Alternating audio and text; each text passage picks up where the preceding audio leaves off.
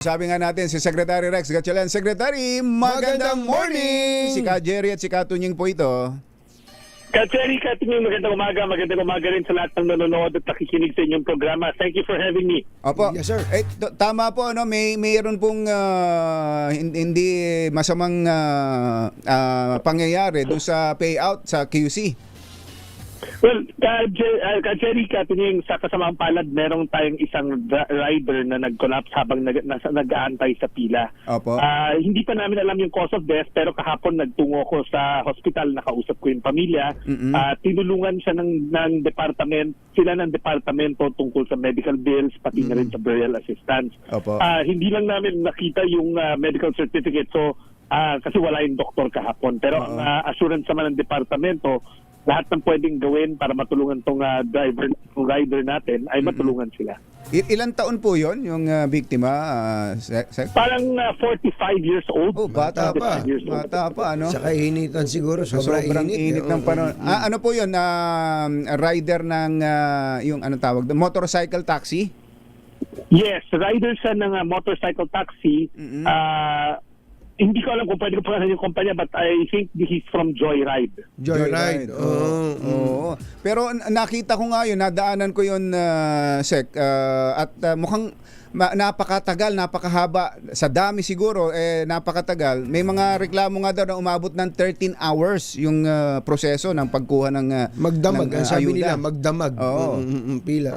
Sabi ka, Jerry, una, ako at this point, bago ako magkwento, hihiling ako ng paumanhin Apo. sa mga naantala nating schedule ng mga driver. Alam ko naghahanap buhay sila. Humihingi ako ng paumanhin sa ngalan ng departamento sa nangyari nung Sabado kung na-aberya yung kanilang mga plano sana, pati na rin yung mga schedule nila. Alam ko mga busy tong mga tao hindi naman to nakaupo lamang, kundi kumakayod sila. At alam ko na-aberya namin yung kanilang Sabado. Pero Jerry, apat yan na site nung Sabado. Apat na mega sites yan. Meron tayo sa Makati, sa Taguig, sa Quezon City at sa Caloocan. At ako nagpapasalamat na rin ako sa mga lokal na pamahalaan natin sa pamumuno nila Mayor Lani Cayetano, Mayor Binay, Mayor Malapitan at Mayor Joy Belmonte. Dahil tinulungan nila kami doon sa apat na site na yon, kahit na hindi nila constituents yan. Kasi yun yung interview nyo kanina, marami. Kasi kahit yun Jerry, this is the, halos pang apat na araw na hiwalay-hiwalay na payout para sa mga MC taxi at service delivery. Yun yung mga nag-deliver ng mga parsela. Pang-apat na araw na pala. 4th day na pala yan. Before Holy Week, meron na tayong nagawa na dalawa na payout date na naka-specific sa mga local government units nila. Pagtapos nung Friday, meron tayo ulit para sa sektor na to, yung mga unclaimed, yung mga hindi tumanggap, hindi nakatanggap. Pero nasa listahan. Kasi nasa listahan sila, for some reason, nung una kaming 2 days na payout, hindi sila nakapunta, so, nung Friday. Tapos Saturday and then kahapon. Sa awa ng Diyos kahapon, hindi kasing marami, pero natapos kami ng alas 5, alas 6. Hindi bumuhos. Katiling ulitin ko. We could have done better, we should have done better, and we will do better. Hindi ako mag-arason. Kung hindi, nagulat din kami sa dami, kahit na 4 na mega sites na yan. At na-realize namin na itong sektor na to, kailangan pag mag-payout time, mas marami pang sites. Pero Katiling Jerry, pabalik ako. Marami sila kasi galing na sila sa iba't ibang lugar. Bakit hindi namin ginawang LGU specific katulad nung una? Nung una kasi 17 LGU ng Metro Manila, may kanya-kanya. Kasi ako nagkumonsulta pagtapos nung first 2 days before Holy Week, ang daing ng mga driver operating groups, itong mga driver na to, maaring nasa Maynila sila, pero hindi sila dito nakatira. Ibig sabihin, na taga Bulacan, taga Greater Metro Area, dito lang sila naghahanap buhay at minsan nagde-dead space, so no permanent address. Ibig sabihin, maaring this week na mamasahe ako o nagde-deliver ako sa Valenzuela area, pero next week nasa ibang lugar na ako. Kasi sila, motor to they go where the referrals are ng network nila. So ang request nila sa amin, kung pwede may flexibility, wag namin itali sa isang LGU lamang, kundi sana yung apat na yung mga sites, kahit saan silang malapit, pwede silang pumunta. Pwede silang pumunta doon para hindi na kailangan dumayo pa kasi yung pangalan ko nasa listahan sa ganitong local government unit. So, Kaya ang ginawa natin, 4 na site, sabay-sabay yan, Opo. na nag-ooperate nung Sabado at kahapon. Sabado at Linggo. Kahit Opo. saan ka pwede pumunta. Pero Secretary, sabi nyo nga 4 na mega sites, pang-4 na araw. Pero bakit ho tumatagal ng ganun? May nakita kayong pwedeng dahilan o at pwedeng improvement na gawin? Meron talaga. Una nga sabi ko, nakita namin na dahil open site to, hindi tulad noon na sasabihin ko, Jerry, punta ka lang sa ganito Ito, you can come anywhere. So dahil doon, yung aming payroll system, naka-open siya.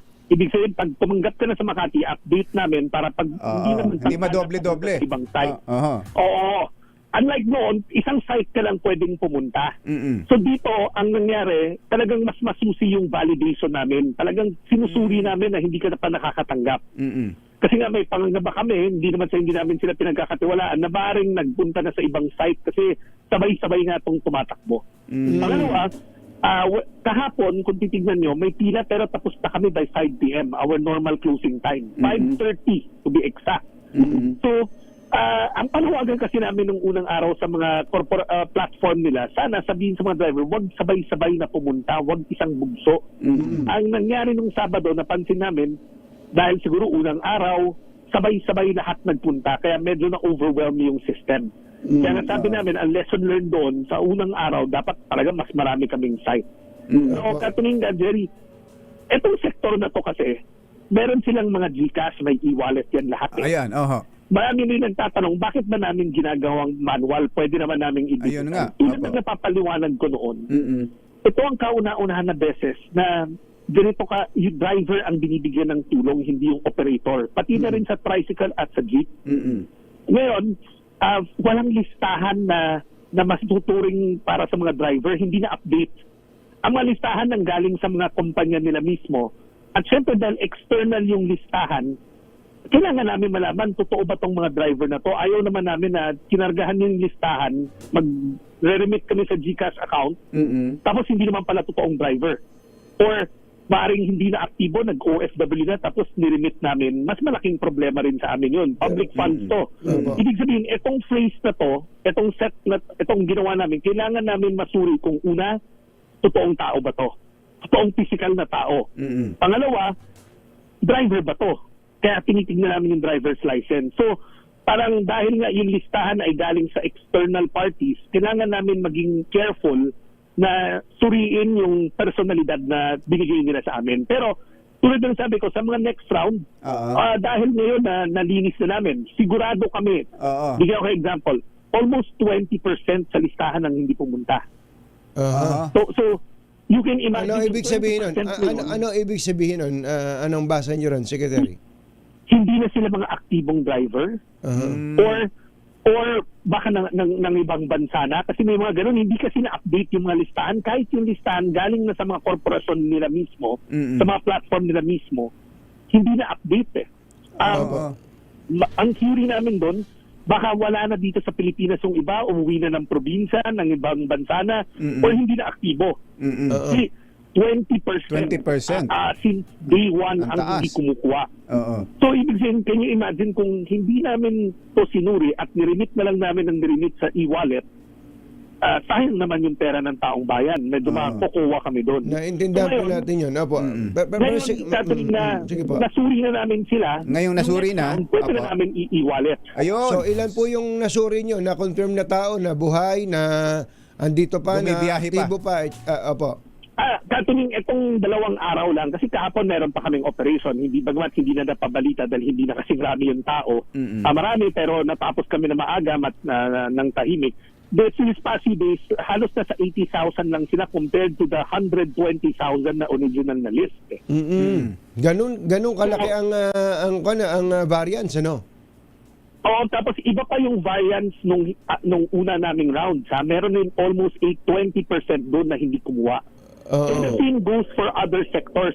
Nakikita namin tong pattern na to pati doon sa mga sinabmit sa amin para sa PUJ, sa Public Utility Jeep. Mga 15% sa kanila hindi kumuha. So hindi namin alam kung aktibo pa ba tong mga PUJ drivers na to or hindi na. Kaya lang, Secretary, dito sa motorcycle taxis, gumagana yan based dun sa app, 'di ba? Nakakapag-book ng ang mga. So dapat yung updated yung list na na-submit sa inyo ng mga kumpanya. Katingin ka, Jerry, ito yung binanggit ko sa Kongreso so many times even before Holy Week. Aha. Nung unang first 2 days, nung bago mag-Holy Week, binigyan kami ng listahan na maliit lamang. Nasa 27,000 to 30,000 lamang. Opo. Pero nung nag-open kami that day, nakita namin na ang dami pang galit na wala sa listahan. So nagtanong kami sa kanila. Doon pumapasok yung na-booking natin na mas marami silang kinarga sa kanilang mga network kesa sa allowed limit nila. Aha. At hindi nila dineclare yun kasi Mabubuking sila. Aha. Yes, yan yung lumabas sa Kongreso nung pinatawag kami tungkol dito sa issue na to. Nakita namin yan doon sa 4 wheels, yung ride-hailing, yung ride-sharing, TNVS. pati na rin itong 2 wheels. Yung limit nila, yung original, maliliit, pero yung actual, malalaki. Kasi tingnan nyo to, kung ang sabi nga, nasa 15,000 lang, 2 days lang, naka 80,000 kami na payout. So, ang bottom line nito, yung listahan hindi updated or piniling hindi i-update. Ngayon na-update naman, hindi nakita naman namin, marami pa rin discrepancies. Meron po ba kayong na-confirm na mga kumpanya na nag-submit ng bloated na listahan? Baka naman sila pwede, baka yun mapanagot natin yung mga yun kasi Ano yan, may mga ghost mga riders? ghost riders na yung mga yun, no? Ang iniwasan nga natin yung ghost riders, at katuming ka, Jerry, because nga external yung source ng listahan, minabuti talaga ng DSWD na to painstakingly do it one by one. Itong ginagawa namin mahirap, pero kailangan namin gawin para mapangalagaan yung pera ng taong bayan. Napakadali naman na i-load na lang namin sa GCash nila, tapos na kami. Yes, actually, mas madali para sa inyo, para sa mga empleyado ninyo, mas magaan ang buhay ninyo dun kung GCash na lang di ba? Yes, pero mahirap kasi na ipagkatiwala lang kaagad sa isang listahan na hindi namin kilala. Tama. Ito, may palagay ko hindi bloated, pero mas maganda na lang siguro sabihin yung hindi rin sila careful. May mga nakita kami doon. Halimbawa, ang pangalan, Mary Antoinette Go. Pero nakita rin namin siya as Mary Go. 2 beses na entrada. Marami kaming ganung cases. So, ang ibig sabihin nun, hindi sila careful pag-encode nila. Meron din kasi... Kaya pala, Secretary, mawalang galang po, kaya pala, nung isang araw, nagre-report si Boy Gonzales sa Maynila, nagproblema daw, spelling lang, isang letra lang ang pagkakamali, hindi kinonsider. Hindi na i-consider yung payout nung isang particular na driver na yun ng jeep, no? Kumpatsero?